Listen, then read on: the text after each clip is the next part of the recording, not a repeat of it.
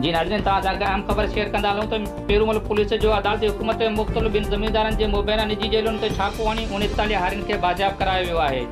बाज़ियाब हारियुनि खे पेरू थाणे ते जेको आहे सुवांदो वियो आहे, जिन में मर्द, औरतूं ऐं ॿिया मासूम ॿार शामिल आहिनि। इन सिलसिले में असां राब्तो कयो आहे सहाफ़ी एडी कुंबर सां। एडी कुंबर, छा तफ़सील आहिनि इन बाज़ियाब हारियुनि जे बारे में?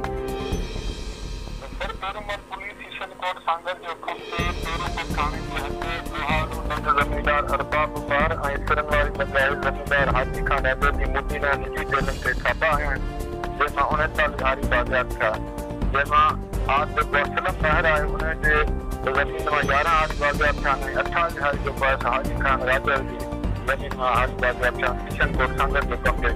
फिर हुनजा फुटेज असीं वठण विया जीअं त मासूमनि खे न कपिड़ा हवा बदन ते ॾाढी दुखंदड़ हालत में हुननि जी कंडीशन आई आहे। हुननि चयो पियो त असीं दुखनि में हुआसीं, तंहिं करे कोर्ट जो सहारो वठी असां छुटकारो हासिल कयो। जी, एॾी वॾी महिरबानी तव्हांजी।